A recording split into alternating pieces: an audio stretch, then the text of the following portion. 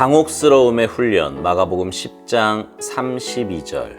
예루살렘으로 올라가는 길에 예수께서 그들 앞에 서서 가시는데 그들이 놀라고 따르는 자들은 두려워하더라. 처음에는 예수 그리스도를 잘 알고 있다고 확신했습니다. 그래서 모든 것을 다 팔아 모든 삶을 주를 향한 사랑을 위해 던지는 것이 기쁨이기도 했습니다. 그러나 지금은 그렇게 확신이 서지 않습니다.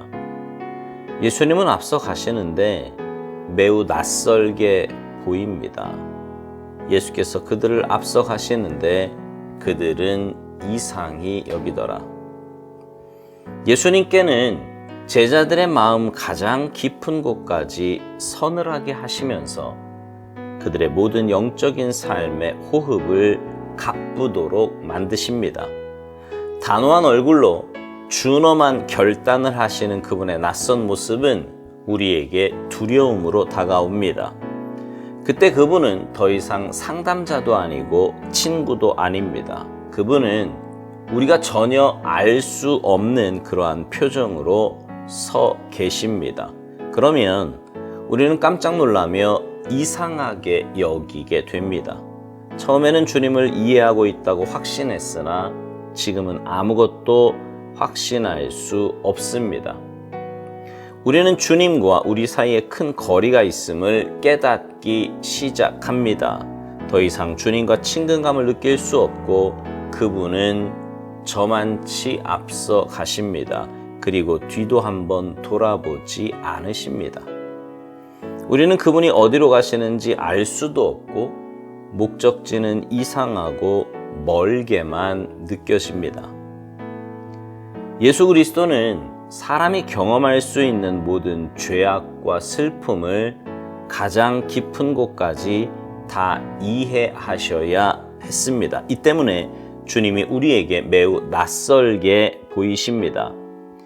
이러한 주님을 뵐 때 우리는 그분을 알지 못하고 그분의 삶의 모습을 이해할 수 없습니다.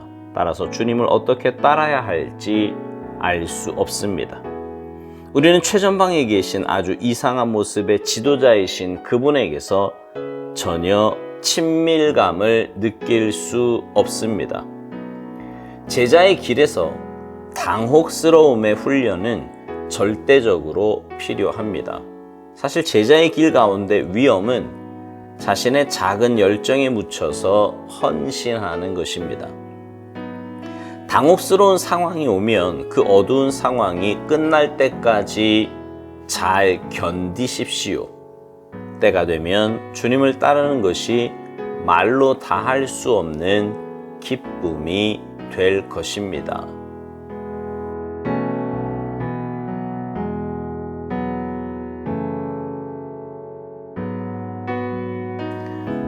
예수님의 제자들에게 있어서 가장 받아들이기 힘든 것이 있다면 바로 주님의 십자가 사건일 것입니다.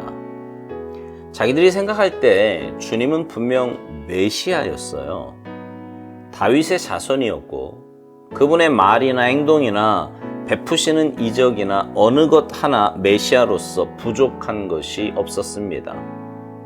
근데 그런 분이 능욕받고 침뱉음을 당하며 채찍질 당하고 결국 십자가에서 죽으실 것이라는 주님의 말씀은 도무지 이해할 수도 받아들일 수도 없는 것이었습니다. 그러나 주님은 결국 십자가에서 죽으셨고 그로 인해 모든 인류의 구원의 길을 열어주셨습니다. 제자들은 이해할 수 없었지만 주님이 가시는 그 길이 결국은 그들도 살리고 백성도 살리며 후대까지 온 인류를 영원히 살리는 길이 된 것입니다. 우리는 이것을 잘 알고 있지만 당시 제자들에게는 너무나 낯설고 무섭기만 한 그런 일이었습니다. 그래서 오스왈드 목사님은 당시 제자들의 모습을 이렇게 말합니다. 단호한 얼굴로 준엄한 결단을 하시는 그분의 낯선 모습은 두려움으로 다가온다고요. 그때 그분은 더 이상 상담자도 아니고 친구도 아니라는 것입니다. 그분은 우리가 전혀 알 수 없는 그런 표정으로 서 계시는데 그러면 우리는 깜짝 놀라며 이상하게 여기게 된다는 겁니다. 자, 그런데 여러분, 주님이 그렇게 하실 수밖에 없었던 이유는 우리가 잘 알듯이 우리의 모든 죄악과 슬픔을 가장 깊은 곳까지 다 이해하셔야 했기 때문입니다. 오스왈드 목사님은 이 때문에 주님이 우리에게 매우 낯설게 보이신다는 거예요. 이러한 주님을 뵐 때 우리는 그분을 알지 못하고 그분의 삶의 모습을 이해할 수 없다는 것입니다. 따라서 주님을 어떻게 따라야 할지 알 수 없다고요. 우리는 최전방에 계신 아주 이상한 모습의 지도자이신 그분에게서 전혀 친밀감을 느낄 수 없다고 말합니다. 여러분은 그런 적 없으십니까? 평소 주님에 대해 듣기로 주님은 늘 사랑이 많으시고 자비로우시고 긍휼이 풍성하신 분이라고 듣는데 어떤 말씀 앞에서는 주님의 모습이 조금 낯설게만 느껴집니다. 내가 받아들일 수 없을 만큼 어마디엄한 그런 모습 말입니다. 어쩌면 공의의 하나님이 그렇게 느껴질 수도 있고요. 심판의 하나님이 그렇게 느껴질 수도 있습니다. 그러나 여러분, 늘 말씀드리지만 하나님에게 문제가 있는 것이 아니라 내게 문제가 있는 거예요.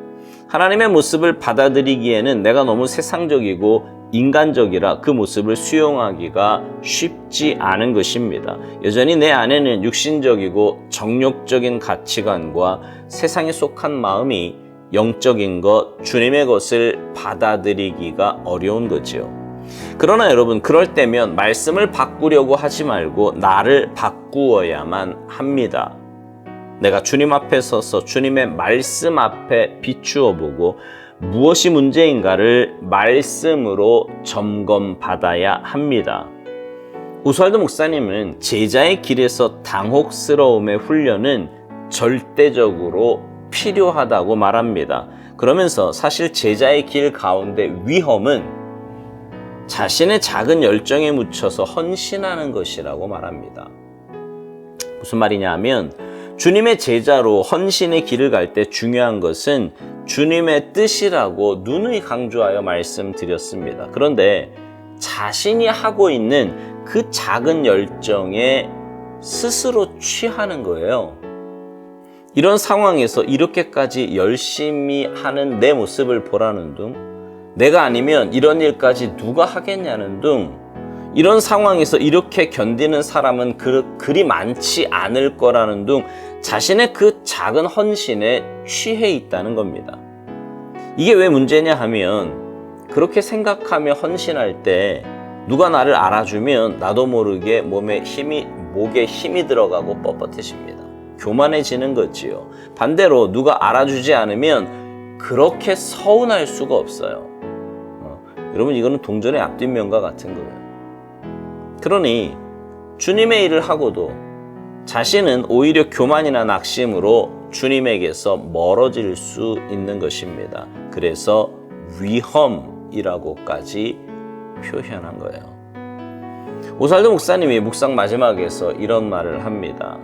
당혹스러운 상황이 오면 그 어두운 상황이 끝날 때까지 잘 견디라고요. 때가 되면 주님을 따르는 것이 말로 다 할 수 없는 기쁨이 될 것이라고 말하며 묵상을 맺습니다.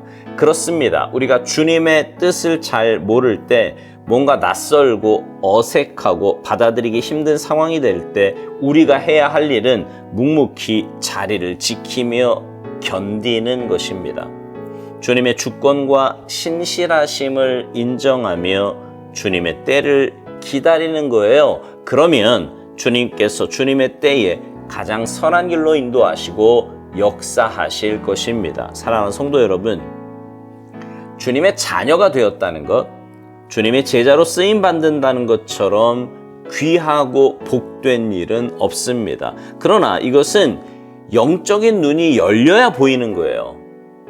세상적인 가치관이나 욕심이 내 마음을 차지하고 있으면 그 영적인 일은 굉장히 하찮아 보입니다.